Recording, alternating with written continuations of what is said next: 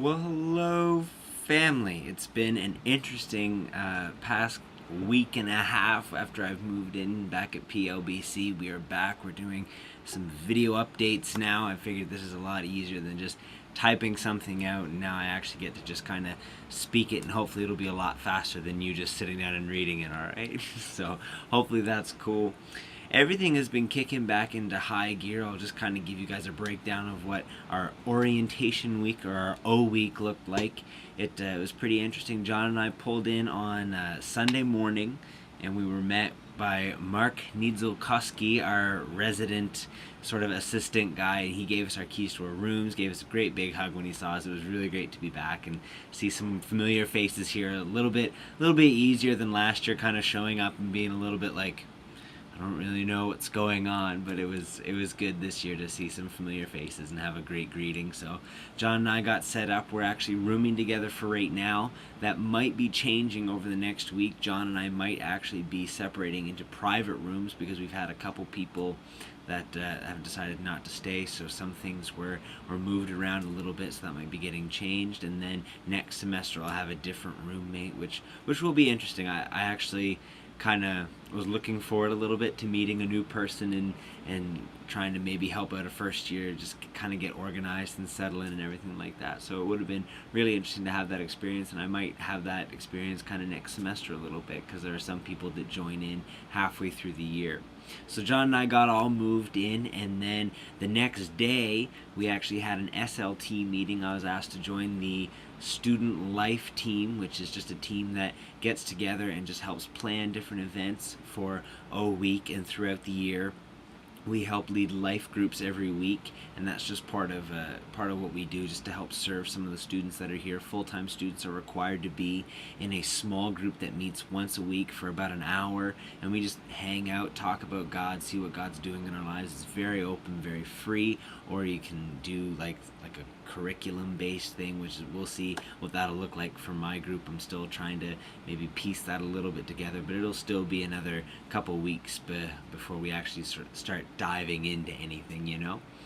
So something that was really interesting was that the whole SLT met, and we did a work day. We did some planning for O week, and then we also went over to the vice president's house. His name is Dennis Hickson. He's the vice president of PLBC. We had a wonderful meal at his place, just hung out, played some bocce ball in the yard, and just really had a great time. Really got to bond a lot and just kind of connect and get into the groove of things.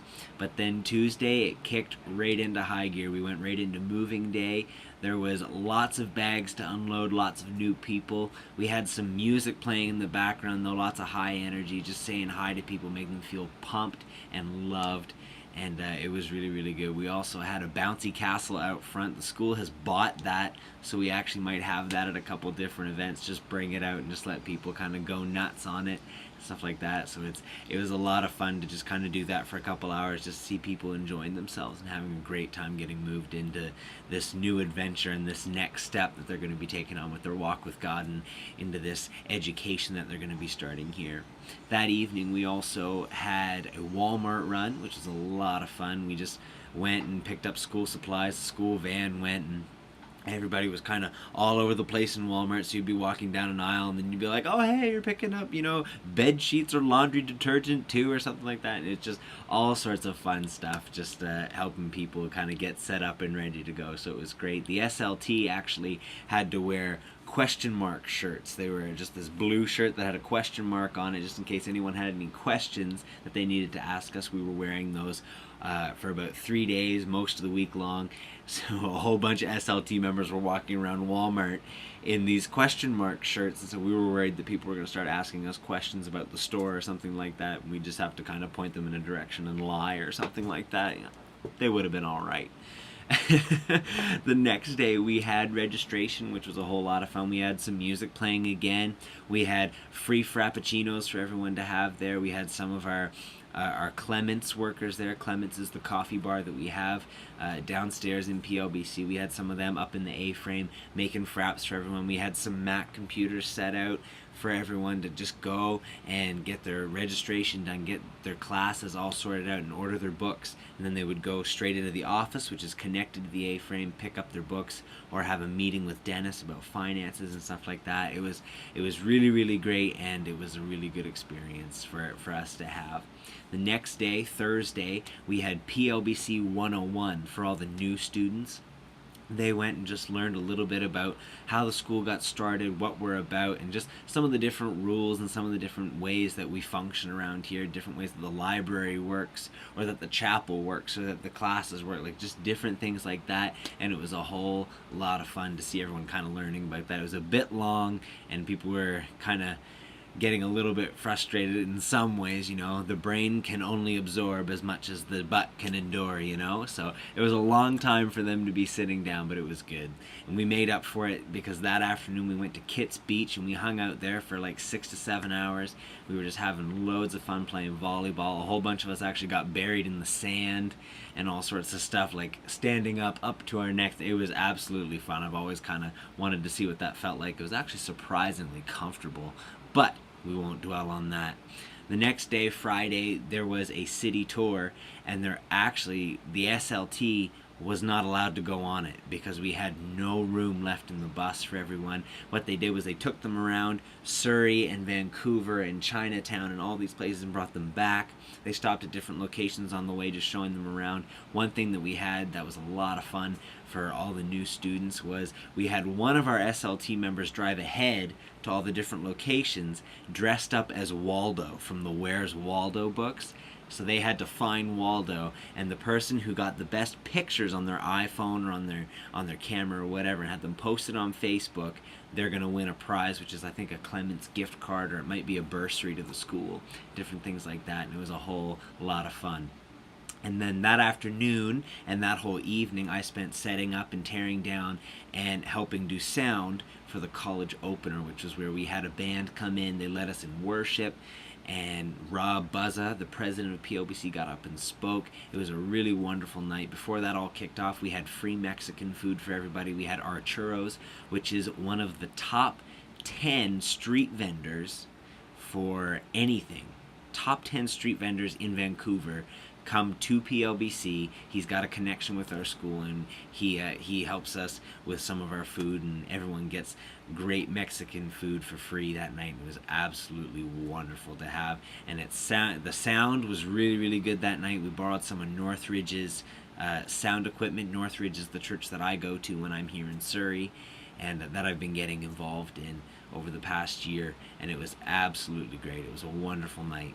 Monday, classes started getting in. They started going in to full swing and just learning lots and seeing what the classes are going to be like, and it's looking like it's going to be an absolutely great year. One thing that I've been doing in my spare time for an intensive is reading this cool book called Ordering Your Private World by Gordon MacDonald. It's actually really interesting. Gets a little bland at some times, but overall it's really, really good, and it's been really, really interesting to read different perspectives on just how to keep your devotional life and kind of your inner world, your mind, and your private world ordered and sort of straightened and organized and ready for the exterior to be functional, I guess, if I'm explaining it right. So yeah, it's just been an absolutely great week. It's been awesome to see everybody in class have been doing really, really well so far. One kind of thing that happened the other night, I was woken up at about 4:30 in the morning to find out that the Northridge van that held all of the sound equipment that we had borrowed for the past weekend for the college opener and for a couple different concert events that were happening around here, I was woken up and found out that had been broken into. And Mark, our resident assistant, took me downstairs to give a statement to the police and just take a look into the van about what had been taken and everything. But the miracle, just God's providence of everything, was that a neighbor right on the other side of the parking lot happened to be awake at 3:30 in the morning. They happened to just look out their window and see people going into this van, and they thought that it was a little bit weird because nobody else was around. They called the police, and when I was woken up, we had our stuff back. the cops were there. They just needed me to look in the van and tell them kind of what was in the van, and then they would say, okay, yeah, you're right, this is the stuff that they took, so you can have it back. We had the stuff back that night. Mark and I loaded it back into a truck, and it was just absolutely incredible to see God's providence there. So, not to end on a bad note, I also wanted to pass along some interesting news that I found out. As part of the YMI, the youth ministry program that I'm in, I need to do an internship every semester as part of my credits and part of my degree here at PLBC.